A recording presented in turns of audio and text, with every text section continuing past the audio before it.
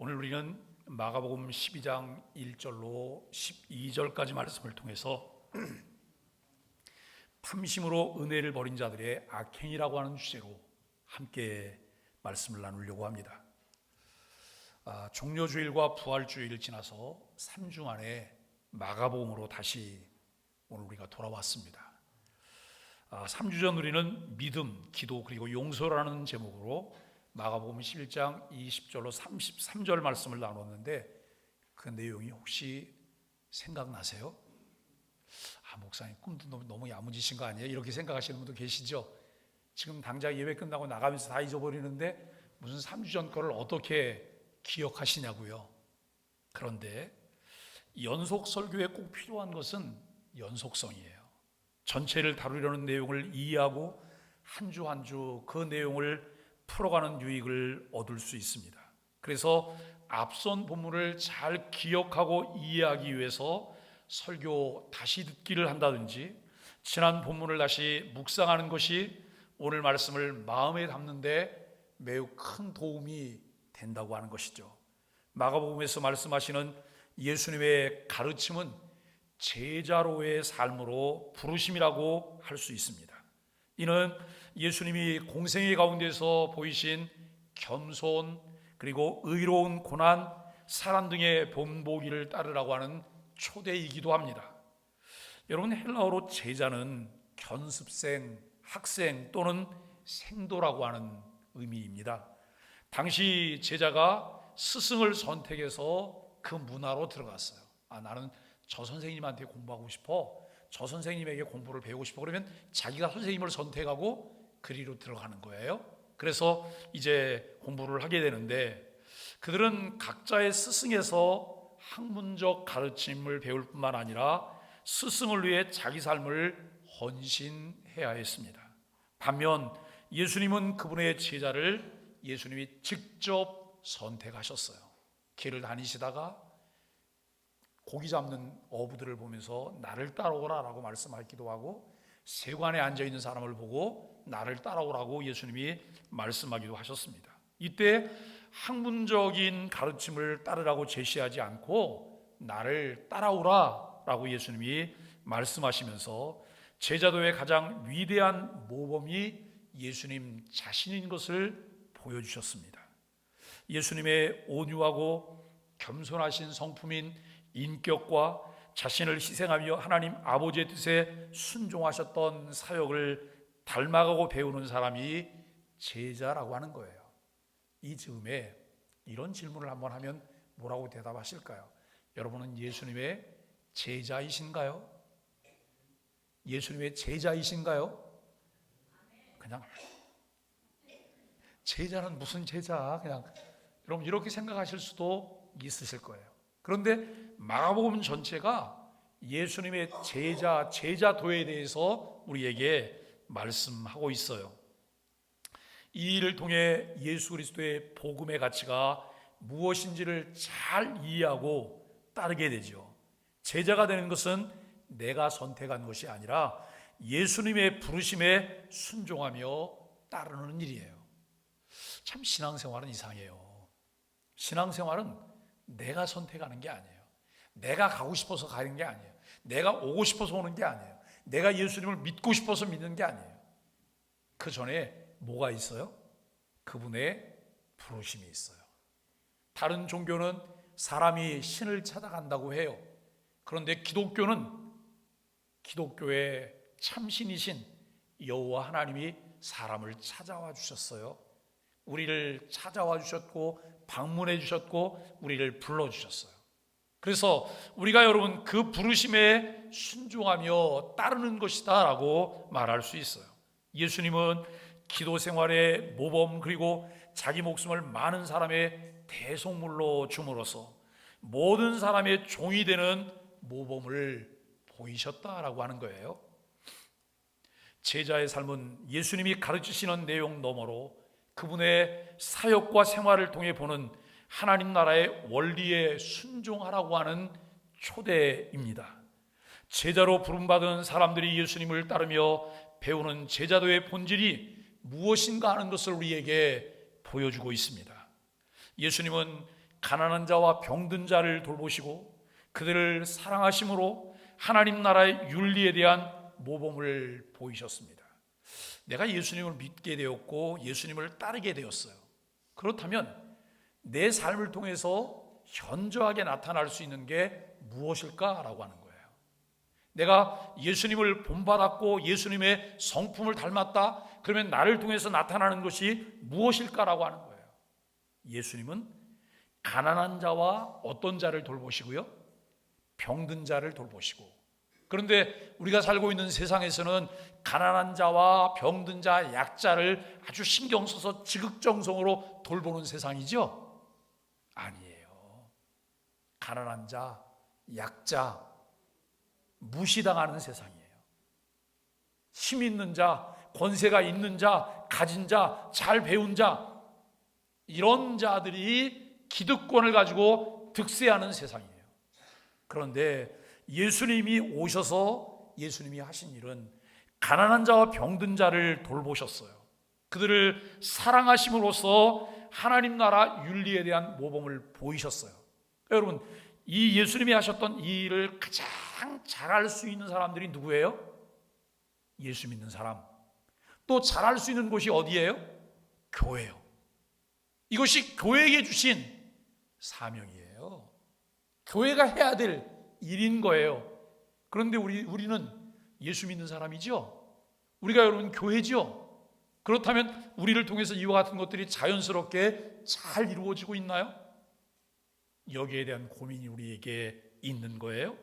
또한 율법의 형식에 치우쳐서 위선자가 되지 말라고 해요. 전심으로 그것을 행하는 자가 되라고 가르치고 있어요. 여기 율법의 형식에 치우쳐 위선자가 된다고 하는 것은 무슨 말이냐면 척하는 거예요. 나 다 알고 있어.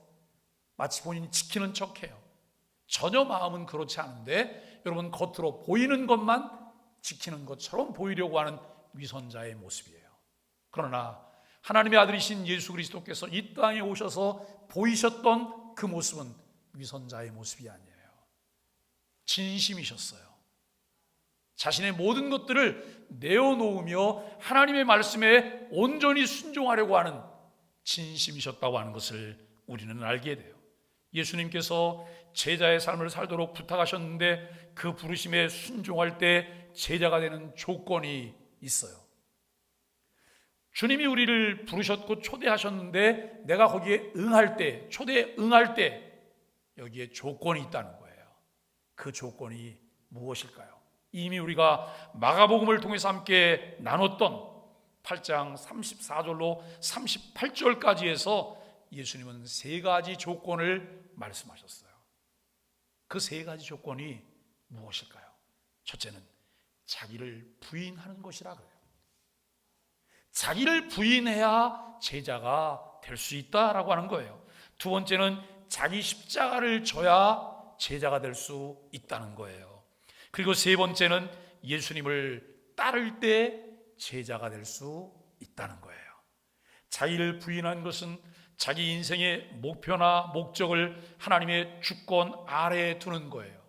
내 임의대로, 내 소견대로, 내 고집과 내 생각대로 목표를 설정하고 목적을 정하고 사는 것이 아니라 하나님의 주인 되심을 인정하고 그분의 주권 아래 내 목표나 목적을 두고 따라가는 것, 이것을 우리는 자기 부인이라 이렇게 말할 수 있어요. 자기 십자가를 지는 것은 자기를 부인하는 헌신의 궁극적인 행위를 가리켜요. 우리가 여러분 세상을 살면서 세상 사람과 다른 생각을 가지고 내가 세상을 살아간다고 생각해 보세요. 교회가 세상과는 다른 생각을 가지고 있어요. 왜냐하면 교회에게 주신 사명이 세상과는 다르기 때문에. 세상은 나를 위해 살아요. 나 중심이에요. 어디서든지 내가 여러분 기득권을 가져야 돼요. 근데 교회는 어떻습니까? 교회는 나를 위해 살지 않아요. 주를 위해 살아요. 주를 위해 살 뿐만 아니라 교회는 누구를 위해 살아요? 이웃을 위해 살아요. 타인을 위해서 살아요. 자기 중심적인 삶이 아니라 타인과 더불어 살아가는 그런 삶이에요. 그런데 그렇게 우리가 살려고 하다 보니까 세상에 자꾸 부딪히는 거예요. 우리 자녀들이 이렇게 살아보세요. 부모들이 뭐라고 얘기하세요? 야, 너는 참 잘하고 있구나. 어쩌면 예수님을 그렇게 닮았니? 이렇게 말할까요? 그렇게 멍충이처럼 살아서 세상에서 어떻게 성공하겠냐고 이렇게 말하죠. 가는 길이 달라요. 가치관이 다르고 사고방식이 다르고 세상을 바라보는 세계관이 다르기 때문에 그런 현상이 나타나요. 여러분, 이렇게 할 때 때때로 사람들에게 우리가 이런 멸시를 받게 되기도 하고 조롱을 당하기도 하고 모멸감을 느끼기도 해요. 이것을 보고 십자가라고 말을 해요. 내가 정도를 걸어가려고, 정당한 길을 걸어가려고, 바른 길을 걸어가려고 할 때 그것에 따라 내게 오는 어려움들을 짊어지고 가는 것, 이것을 십자가라고 말하기도 해요. 이 두 가지는 예수님이 자기를 부인하시고 하나님의 뜻을 이루기 위해 십자가 죽음까지 기꺼이 감당하셨던 것을 연상하게 만들죠. 여러분, 예수님이 누구신가요? 예수님은 온 천하를 다 주관하시는 하나님이세요. 그럼에도 불구하고 예수님은 자기를 부인하셨어요. 하나님의 뜻을 이루기 위해서 십자가의 죽음까지 담당하셨어요. 그분은 모든 힘을 가지신 분이에요. 그럼에도 불구하고 하나님 아버지를 통해서 주어진 사명을 이루기 위하여 자신을 십자가에 내어주고 십자가의 죽음까지 담당하셨던 이 모습을 우리는 보게 됩니다. 결국 자기를 부인하고 자기 십자가를 지려면 예수님을 따라가야 돼요. 예수님을 어디까지 따라가야 돼요? 죽는 데까지 따라가야 돼요. 십자가를 짊어지고 죽는 데까지 따라가면 그 다음에 부활의 영광이 있습니다. 여러분, 그러나 예수님의 제자들도 예수님을 따르다가 예수님이 십자가를 짊어지시는 고난을 당하는 어려운 일이 생긴다고 하니까 예수님을 다 버리고 도망갔습니다. 이처럼 예수님이 가르치신 제자의 삶은 하나님의 뜻에 전적으로 순종하신 예수님처럼 그분의 제자 또한 그렇게 해야 함을 우리에게 보여주고 있습니다. 예수님을 믿게 되었다고 하는 것, 계속 신앙생활을 하며 교회 공동체 안에 소속이 되었다는 것이 무엇을 말하는 것인지를 마가복음을 통해서 우리는 배우고 있습니다. 다른 복음서와 다르게 마가복음에서는 예수님의 12제자가 부정적으로 그려지고 있습니다. 그들은 예수님의 가르침을 이해하지 못했어요. 예수님을 따라가긴 했어요. 예수님을 따라다니면서 그야말로 별걸 다 봤어요. 많은 기적도 보았어요. 물고기 2마리와 보리떡 5개를 가지고 5,000명을 먹이고 여러분 12바구니가 남는 기적도 보았어요. 병든 자가 고쳐지는 것을 보았어요. 죽은 자도 살리는 것을 이들이 목격했어요. 여러분, 그러면서도 예수님이 가르치시는 가르침들을 잘 이해하지 못했어요. 그러므로 예수님께 배운 대로 행하지 못했다는 거예요. 우리는 어떠세요? 교회를 다니시면서 성경이 우리에게 무엇을 말씀하면 여러분 그 말씀을 귀담아 듣고 마음에 새기려고 애를 쓰시나요? 내가 그 말씀에 순종하며 살려고 여러분 부단히 애쓰면서 노력하고 있나요? 그래서 우리는 우리의 삶을 통해 예수님이 성경을 통해 말씀하셨던 교회를 통해 설교를 통해 들었던 그 말씀들이 내 삶을 통해 잘 실천되어지고 행동되어지는 것을 우리가 보고 있나요? 쉽지 않아요. 그전에도 쉽지 않았고 지금도 쉽지 않아요. 참 사람은 묘하지요. 나쁜 것은 누가 가르치지 않아도 그냥 배워요. 저절로 습득이 돼요. 그런데 좋은 거는 내가 마음에 다짐을 하고 또 다짐을 해도 이것을 실천하는 것이 쉽지 않아요. 악을 행하는 것은 계획하지 않아도 여러분 악을 행할 수 있어요. 선한 일은 계획하고 치밀하게 전략을 짜도 그것이 잘 안 이루어져요. 쉽지 않다는 말씀입니다. 일부 학자는 마가가 의도적으로 예수님의 제자들을 부정적으로 묘사했다라고 주장하기도 합니다. 우리는 마가의 의도는 정확히 알 수가 없어요. 제자들의 오해와 실패는 오히려 예수님이 가르치신 제자도를 역설적으로 강조하고 있음을 알게 됩니다.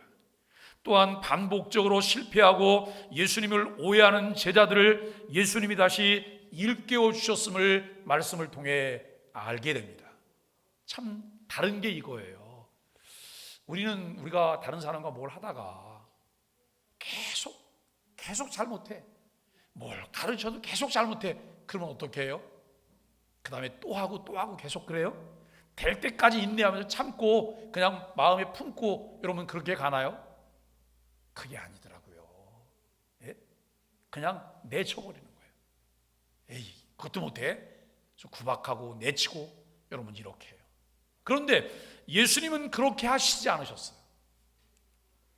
귀먹고 말 더듬는 자와 맹인을 고쳐주신 일들이 여기 7장 31절로 37절이나 8장 22절로 25절에 그리고 10장 46절로 52절에 여러분 치유의 기적들이 나타나죠.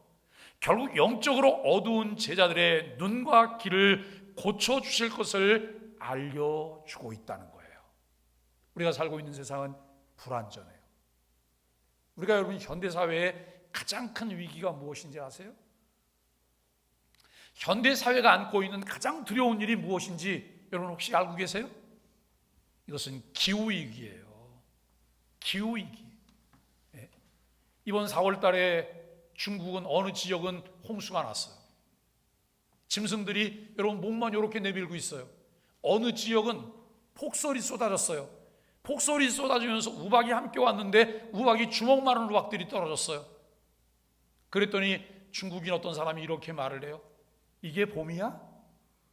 4월이 왜 이래? 라고 하는 말을 해요. 기후위기죠. 예? 곳곳에서 더 많은 기후위기 현상들이 나타날 것이라고 하는 것을 우리는 알게 돼요. 점점 더 사람들이 선택하는 것은 자기만 생각해요. 이기적인 생각이에요. 우리나라도 여러분 요맘때쯤 되면 중국에서 불어오는 뭐가 있어요? 황사가 있어요. 황사가 아주 심각해요. 그런데 이 황사의 발원지인 중국에 가보면 황사가 어느 정도로 짙냐면 마치 여러분 구름이 그 우리 머리 위에까지 내려앉은 것처럼 이 흙바람이 짙게 깔려 있어요. 세상이 보이질 않는 거예요. 예? 한낮에도 어둡게 보여지는 거예요. 이것이 점점 더 여러분 심해지게 될 것이죠. 우리는 여러분 이렇게 심한 가운데 어느 날 주님께서 다시 오시는 그날은 모든 것을 회복하는 날이다 라고 하는 것을 알게 됩니다.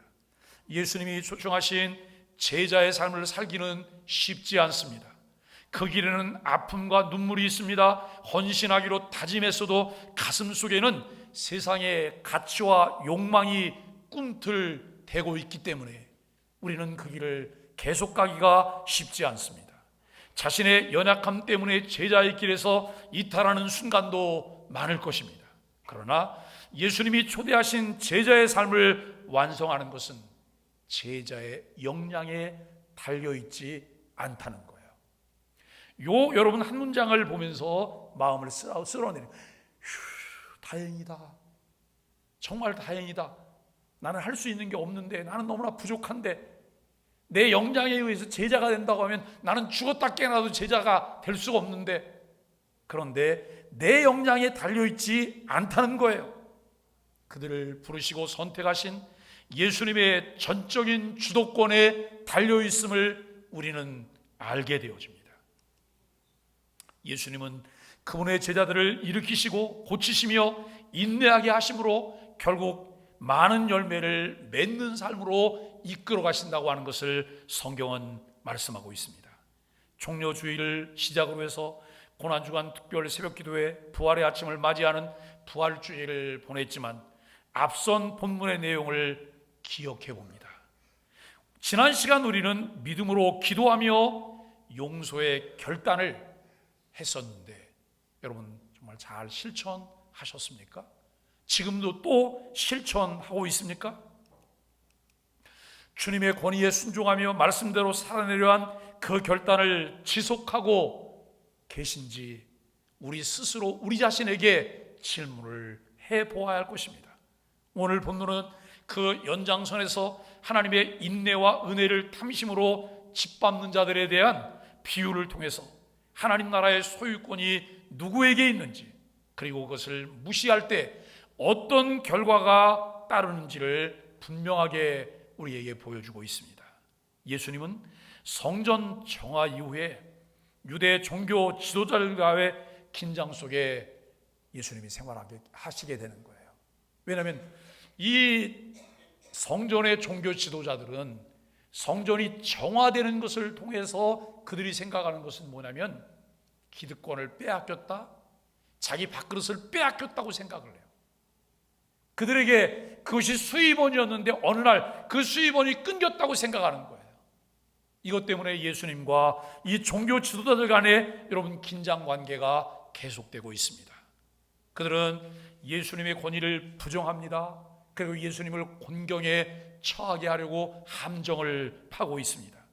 이러한 배경 속에서 예수님은 그들의 실상을 폭로하는 포도원 농부의 비유로 오늘 본문을 말씀하십니다. 이 비유는 단순한 우화가 아니에요. 이사야 5장에 나오는 하나님의 포도원 비유를 배경으로 해서 하나님과 이스라엘 그리고 그 지도자들 간의 언약 관계의 파괴를 선언하는 심판의 말씀이라는 거예요. 첫째, 하나님은 포도원을 지으신 주인이십니다. 한 사람이 포도원을 만들어 울타리를 두르고 멀리 타국으로 가요.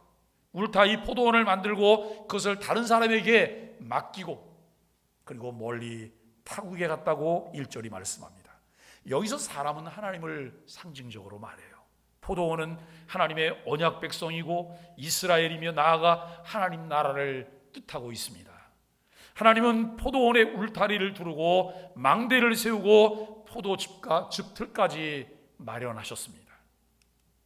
이는 하나님께서 그분의 백성을 얼마나 세심히 준비하고 사랑하셨는지, 그리고 그 백성들을 통해서 열매 맺을 것을 기대하고 계시는지를 우리가 알게 돼요. 마치 좋은 농장에서 좋은 소출을 기대하듯 하나님은 거룩한 삶, 순종 그리고 감사와 열매를 기대하고 계신다는 거예요. 여러분, 우리는 아침에 눈만 뜨면 감사가 철철 넘치시죠? 그리고 여러분, 우리가 말하고 행동하고 여러분 생활하다 보면 우리의 삶을 통해서 열매가 풍성풍성하게 맺혀지고 있죠? 제가 이렇게 말씀을 드리면 다 이렇게 그걸 말이라고 해요, 목사님. 이런 표정이 보여요. 아니라는 거예요. 그럼 아니면 어떡해요? 예? 하나님께서는 그렇게 기대하시고 우리에게 그 은혜를 끊임없이 공급해 주시고 계신데요. 두 번째는 은혜를 배반한 탐심의 농부들을 말씀하고 있습니다. 하나님은 종들을 보내어 열매를 요구하세요. 열매 맺을 때가 되었으니까 이제 그 밭에서 소출을 얻었으면 그 열매를 줘라. 그러나 농부들은 그 종들을 때립니다. 능욕하고 죽입니다. 이 말은 무슨 말이냐면 우리는 열매를 줄 수 없어. 이것은 우리 것이야 라고 하는 그런 선언이기도 합니다. 여러분, 이 종들은 선지자들을 상징합니다.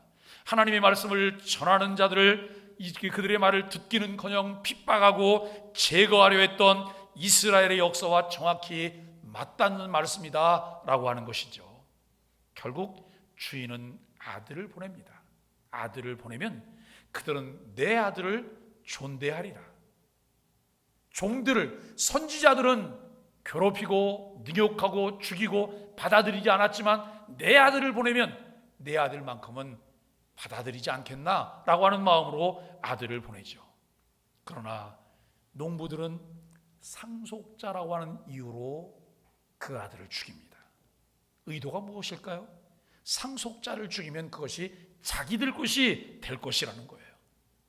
이 아들은 누구를 말하고 있습니까? 바로 예수 그리스도 하나님의 독생자이십니다. 이 장면은 예수님이 곧 십자가에 죽임 당하실 것을 미리 보여주는 예언적 장면입니다. 탐심은 결국 하나님까지 대적하게 만듭니다. 여러분, 은혜를 은혜로 받지 않고 내 소유로 만들고자 할 때 인간은 창조주를 대적하는 악행을 저지르게 된다고 하는 것입니다.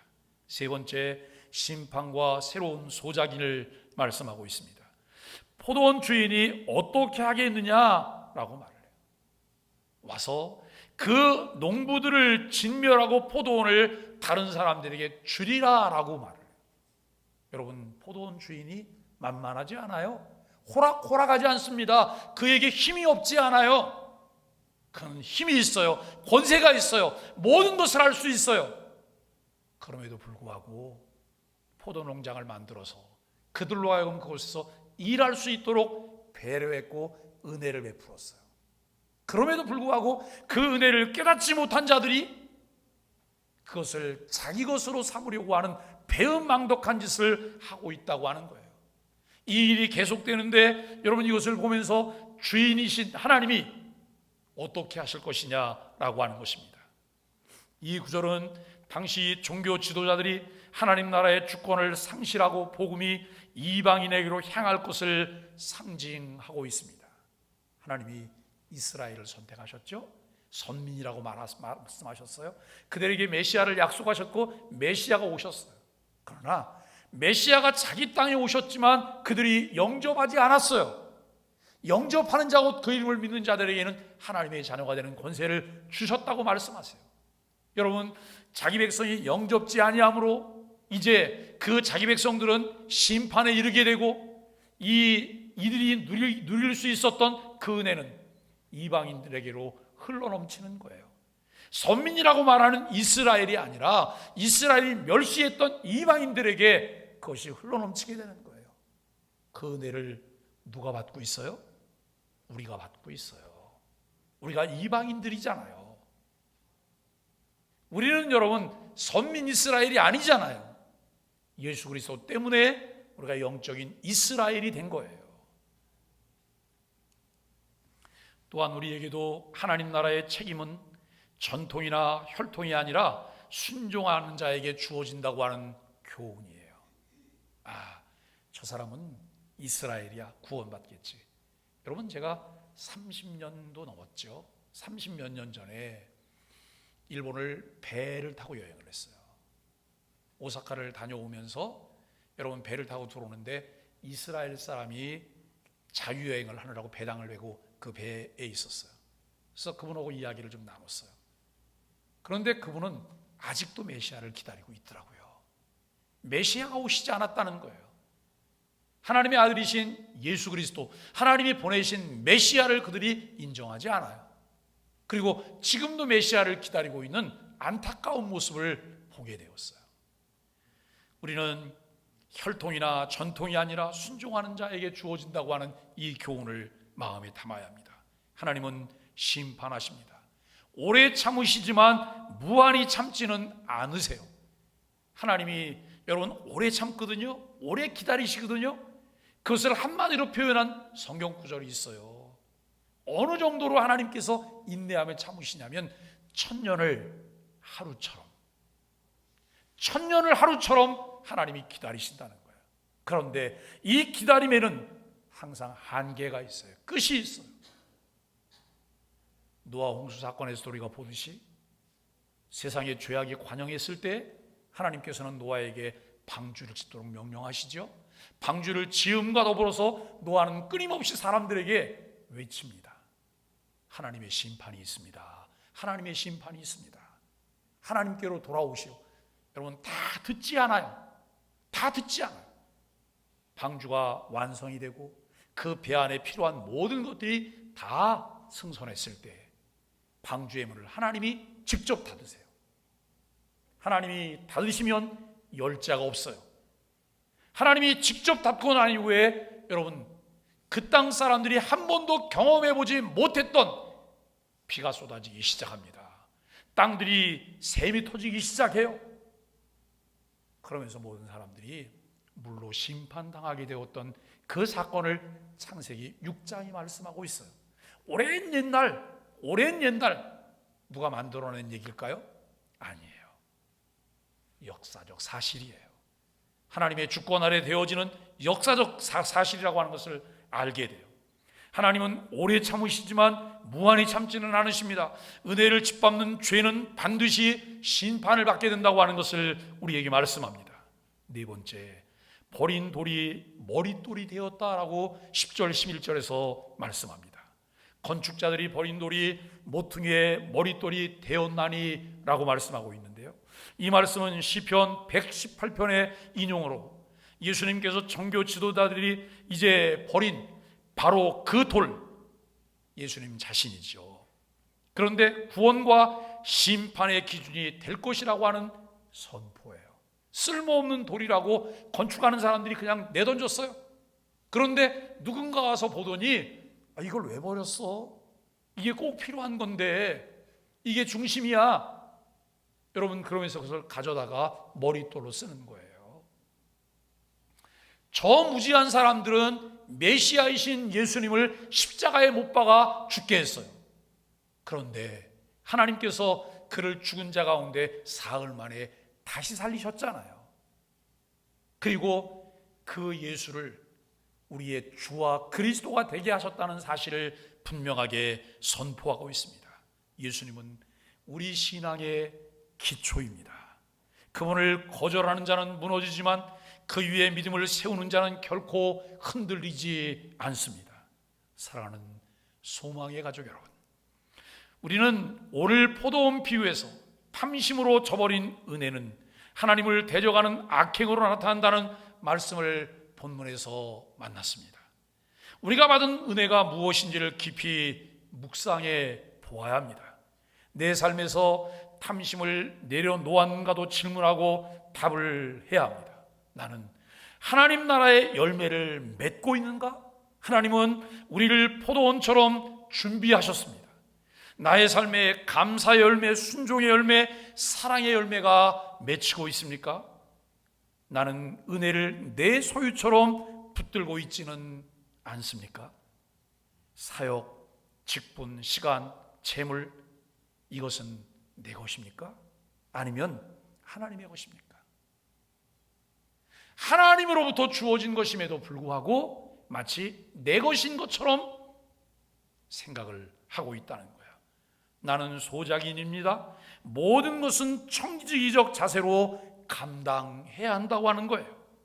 예수 그리스도를 나의 삶의 머릿돌로 삼고 있습니까? 그분을 중심에 둘 때 모든 판단과 선택이 달라집니다. 예수님을 밀어내고 내 뜻을 중심에 두는 순간 나는 버린 자가 된다는 거예요. 하나님의 포도원, 이것은 누구의 것일까요? 이 비유는 단지 과거 유대 지도자들에 대한 비판에만 머물지 않습니다. 오늘 교회를 향한 경고이고 우리의 신앙을 점검하라고 하는 하나님의 부르심입니다. 모든 것이 은혜라고 말을 해요. 은혜 없이는 살아갈 수 없다고 우리가 찬양하기도 합니다. 그렇다면 그 은혜를 당연한 것으로 여기지 마십시오. 소유욕과 자기 중심성을 내려놓으셔야 합니다. 예수 그리스도를 삶의 주인으로 모셔야 합니다. 예수님께서 그러셨던 것처럼 이타적인 삶을 사십시오. 나를 희생하며 다른 사람들을 세워주고 공동체를 세워가는 공공성을 이루어가도록 해야 될 것입니다. 여러분, 교회가 세상하고 다른 것은 이거예요. 세상은 다 움켜쥐려고만 해요.